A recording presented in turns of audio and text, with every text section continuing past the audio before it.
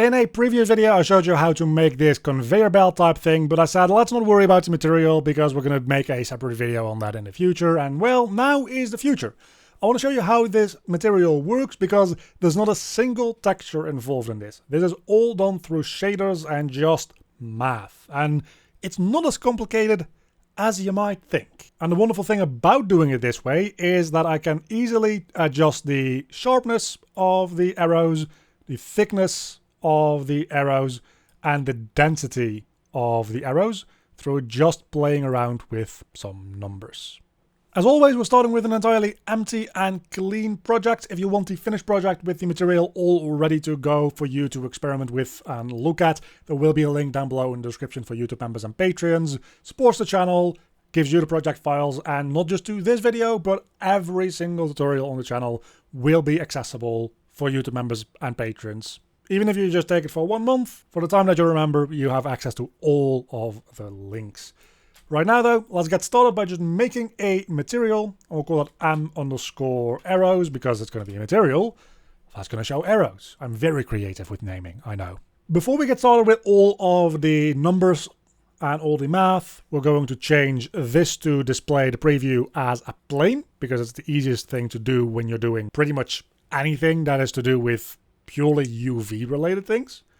And we're going to make all of the parameters first so that we have those to work with and we don't constantly need to jump back and forth making new parameters and that kind of stuff. All of them are going to be scalar parameters, so you can hold down the S on your keyboard and just click and that makes a scalar parameter. We need one for the length of the object that we're going to be putting it on. This is mostly for the purposes of things like that conveyor belt. As the conveyor belt grows, it will stretch out the UVs, and this length parameter will just proportionally then be filled in to squash it back down, which means that the final result is that you don't see any stretching or squashing. The next one will be the density, and we'll give both of these just a default value of 1, by the way. We'll want to have one for the sharpness. This one, the default value I gave it was 2.5. That seems pretty good, but you can play around with this to whatever you like, of course. We'll make one for the speed. Also going to set this to default just as 1.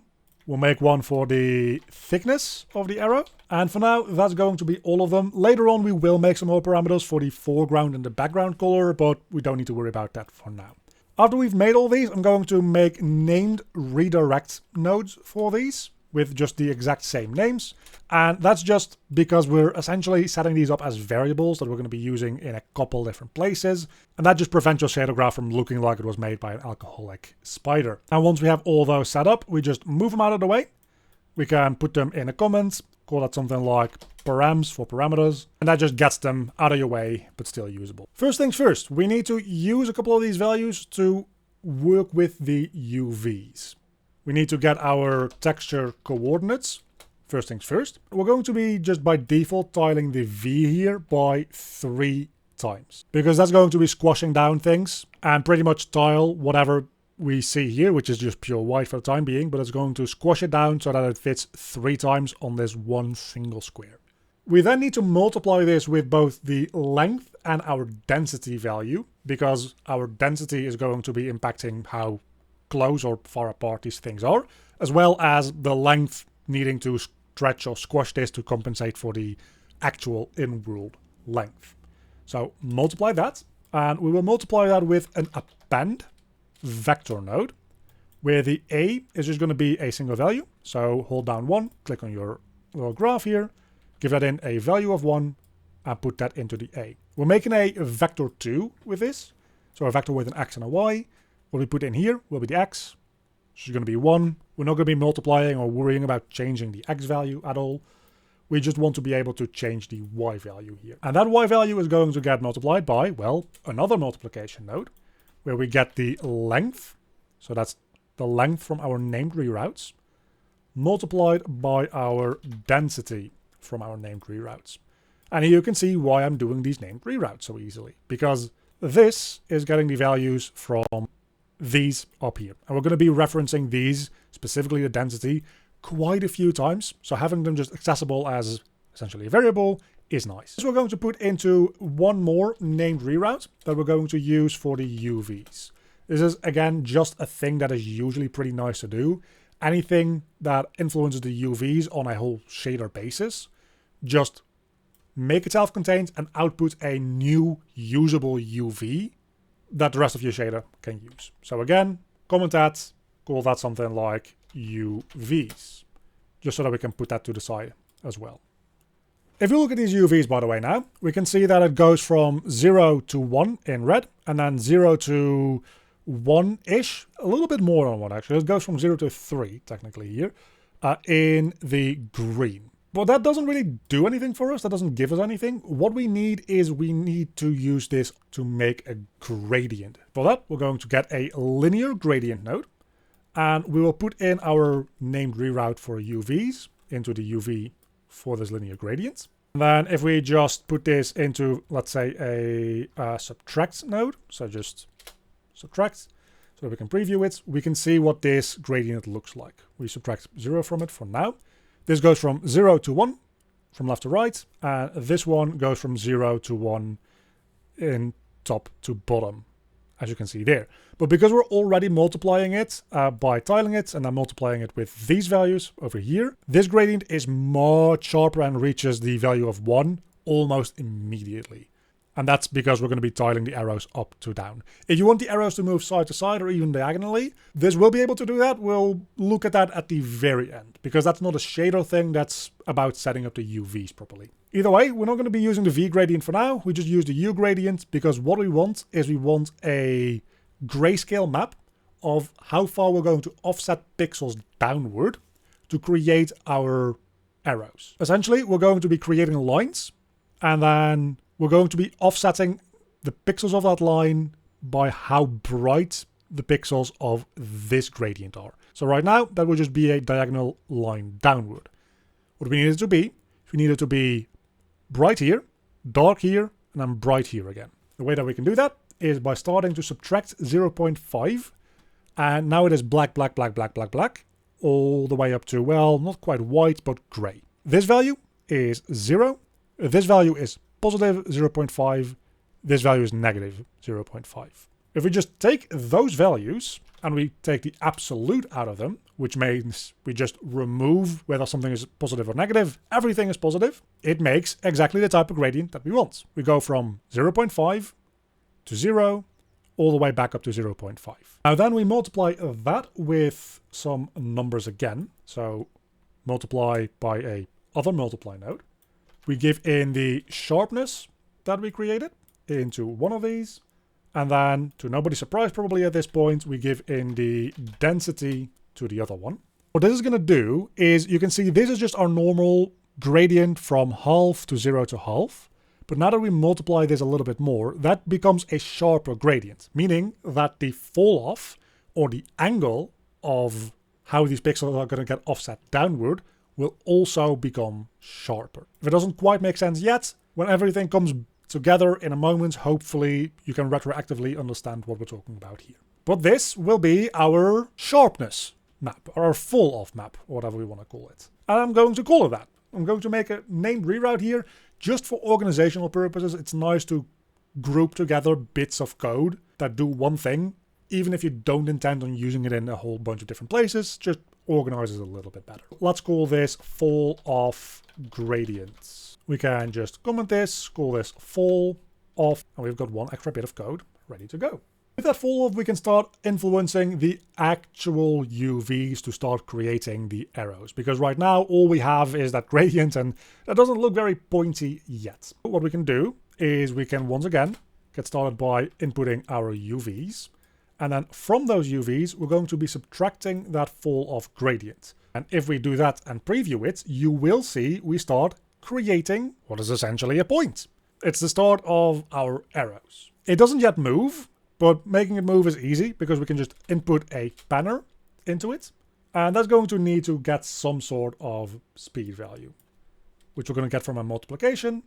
Just input a default speed value here, holding down 2 and clicking to add a vector2 node. Let's say I've used 3. You might want the default to be faster or slower, or that's entirely dependent on what you like. Then over the other pin in the multiplication, we're going to do one more multiplication between our speed reroute, and as At this point, really shouldn't be a surprise, the density. The density pretty much influences how everything else works, so it needs to be multiplied everywhere. After we do that, we will see, if we put this in, it's just super bright. Because what ends up happening is we have that one little point here, and as we start panning that up, this just increasingly gets to a higher and a higher and a higher and a higher value. To 0, and then to 1, and then it goes to 2 and 3, and it moves relatively quickly up into the tens, the hundreds, the thousands, and that's just a super bright, super white value. We're going to take care of that in a moment, but before we do that, we've got this red and this green stuff, and we don't want that. We want this to just be a black-white gradient. There's this weird little streak of red that we have here as well. I don't know what that's all about. I want to just have this shape in black and white. And we can do that by just adding in a component mask and saying, hey, red, get out of here. We just want this to be the green channel. And this is still going to be insanely bright, but as you can see, it is now white instead of that green that we had before. As far as numbers go, we don't care about any number in front of the decimal here. All that we want is the fraction, because that is what we care about, right? We want the fraction of 0 to 1, and then 1 to 2, and then 2 to 3. I just want that gradient between every single one of those numbers. I don't care about it being 0.005 in brightness or 1.007 brightness. I just want everything after that decimal point. That gets rid of the insane brightness that we're seeing everywhere. And we can just do that by adding a frac node. Fraction just, well, gives you only the fraction. It just discards the integer part of the number. And now we have our scrolling arrows. Kind of. It starts everywhere at a value of 0 and then goes to a value of 1 and then snaps back to a value of 0 and does that pretty much infinitely. But one last time, let's make a named reroute and call this the arrow gradients. Make a comment on that, call it arrows or something along those lines. Slightly clean up the positioning of all these nodes so they're a little less messy. That's entirely up to what you want to do with it. Now that we have that arrow gradient, we can just use that into a if node. Here we're going to make 2 more parameters, and these are going to be colors. So hold down 3 and just press with your mouse button down to make 2 colors. And then we convert these 2 parameters. We call this the background color, which is going to be the color for, no surprise, the background. And then the other one is going to be the arrow color. And what we're going to be doing here is we take our gradient arrow, we're going to put in a different value to check it against, and if A, the pixel in the gradient, is larger than what we're checking against, that's going to be our background color. If it is less than what we're checking against, that's going to be our arrow color. And let's give these some usable default colors like blue, some red type of color maybe. And here we need to figure out what to give in for this B. And that's relatively easy because we can just use the thickness that we've made. Would you be surprised if I told you that we were going to be multiplying this with, take a guess. No, really, take a guess. If you said density, you've been following along. Congratulations. Yes, we're going to be multiplying it with the density. And that just goes into our B. If we put that into the base color here now, and we stop previewing whatever we're previewing, we have our thickness set to a value of 1, I bet. Yes, we have. Let's set that to a default value of, I don't know, 0.2. And there we have the arrows. Make a comment around this as well. Call this output. And there we go. We've got some scrolling arrows. All procedurally done. No texture, only math. Let's make a material instance to just show off how everything works. And then we'll jump back into my own project to show you how I have it set up with an actor as well. Pretty self-explanatory, but it's just good to show off real quick. If we make a material instance of that, let's call this thick arrows. And of course also preview that on a plane. And then you want this to probably preview in real time. Set some scale parameter values. So the density, let's make that go a little down. And you can see we have less arrows, but the arrows are still the same size, the same angle, the same thickness.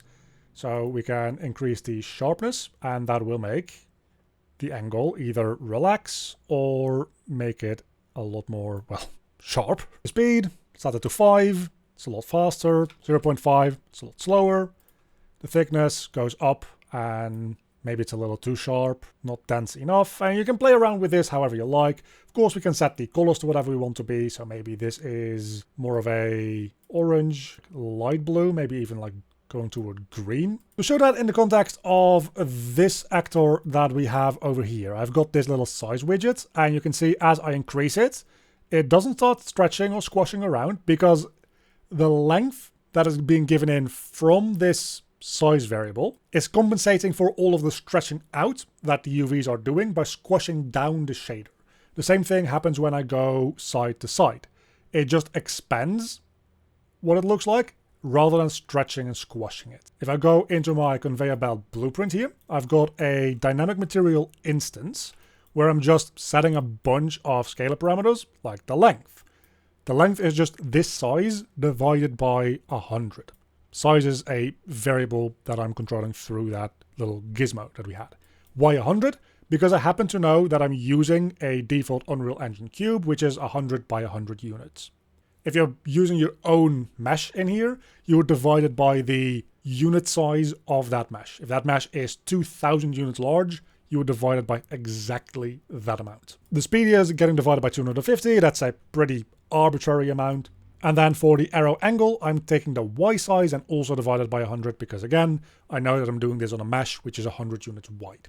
If I were to skip setting this arrow angle here and skip setting the length, you will see that that will result in things being kind of squashed down or stretched out depending on how long this thing is. If I widen it as well, it will make the arrow less sharp because it's getting stretched out in a wider manner.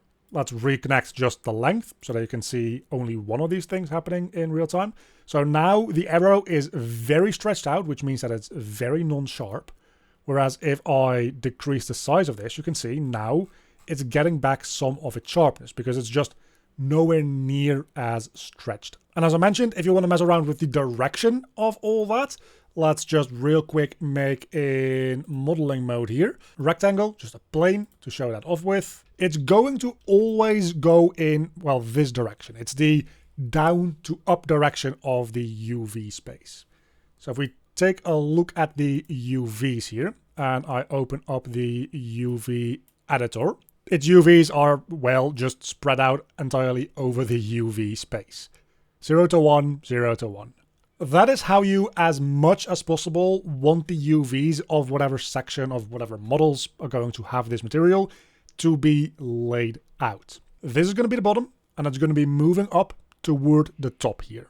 If we want this to move in a different direction, we can take this UV that we have here, and I can, for instance, rotate it. And if I rotate this 90 degrees, roughly, the actor, the mesh, hasn't been rotated at all. When I apply this, it is now going in a different direction. That means that if I rotate this now to about, I don't know, 30 or so degrees and apply it, it's going to be doing this diagonally. And it has no problem with any of this. There's no weird artifacting on the edges where things don't quite line up, because this is all done entirely purely through just numbers, just math. So if you put this on any mesh and it's not going the way that you want it to, go back into that mesh, select the area that you want to change, rotate around the UVs, and you should be able to get it to behave the way that it needs to. And that is my entirely procedural moving arrow material. So if you do want this project that we made here in this tutorial to mess around with or support the channel, it really does help. Links down below in the description for YouTube members and Patreon as always, and I will see you in whatever video you watch next.